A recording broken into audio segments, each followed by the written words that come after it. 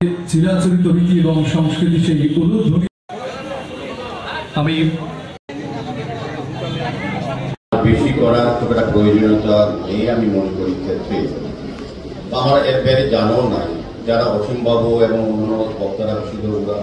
এবং মনোযোগরা যেটা আলোচনা রেখেছেন এবং যেগুলি পরিবেশিত হয়েছে এই সত্যনারায়ণ কীর্তন বা পুঁথি এবং পাঁচালী অনুষ্ঠান তার মধ্যে বোঝা যায় আজকের অনুষ্ঠানটা কী ধরনের অনুষ্ঠান কেন করা হচ্ছে এবং এটার গুরুত্ব কতটা আমাদের জীবনের ক্ষেত্রে চলার ক্ষেত্রে। তো আমি বলবো যে তথ্য সংস্কৃতি দপ্তর বা রাজ্য সরকার বিশেষ করে যেটা বিশেষভাবে বলার চেষ্টা করছেন অসীমবাবু বলেছেন আমার খুব ভালো লেগেছে এই বিষয়টা যে আমাদের রাজ্যে যেটা হারিয়ে যাওয়া সংস্কৃতি আমাদের রাজ্যে একটা সময় একটা পরম্পরা ছিল কিন্তু এটা মাঝখানে কোনো না কোনোভাবে এটা হারিয়ে গিয়েছিল। আমাদের ইচ্ছা বা আশা বা প্রত্যাশা থাকলেও আমাদের মনোভাব বা এটা প্রসার করার মতো জায়গা বা পরিবেশ বা পরিমণ্ডল ছিল না। কিন্তু 2018 সরকার আসার পর ভারতীয় জনতা পার্টির নেতৃত্বে আসার পর আমি বলতে পারবো সগর্বে আজকের এই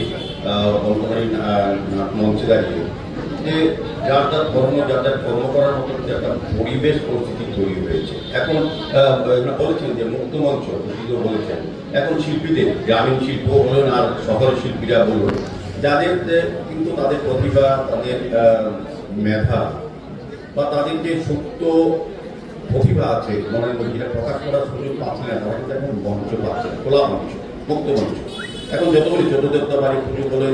মা মন্দিরের যে অনুষ্ঠান হয় কালী পূজার সময় বলুন বা সরকারি বা বেসরকারি অনুষ্ঠানে কিন্তু মুক্ত মঞ্চ করে সমস্ত অংশের শিল্পীদের জাত বা ধর্ম রাজনৈতিক রং দেখা হয় না। এটা একটা ভালো জায়গা যে কারণে এখন আমাদের সরকারের তরফ থেকে সনাতনী ধর্মের যে অনুষ্ঠানগুলি বিশেষ করে মঙ্গলবার পুঁথি পাঁচালী যেটা অত্যন্ত প্রয়োজন যারা মা বোনেরা এখানে করেছেন তারা আগে থেকে করে এসছেন হয়তো একটা সুযোগ পাওয়াতে বেশি ভালোভাবে মনের আনন্দে তাদের করতে পারছেন বা করবেন আগামী দিনে। কিন্তু বর্তমান এবং আগামী প্রজন্মের কাছে এই ধর্মীয় সনাতন ধর্মের ইতিহাস সংস্কৃতি এবং চিন্তা ভাবনাকে বা এটা দিশাকে তুলে ধরার কাজ হচ্ছে আমরা যারা এখন এই সমাজে বাস করি এই ভোগবিলাস এই স্বার্থপর সমাজ জীবনের মধ্যেও আমাদের ব্যক্তি জীবনকে ধর্মীয় ভাবে যতটা আমরা নিতে পারবো ততটা নিজেরাও যেমন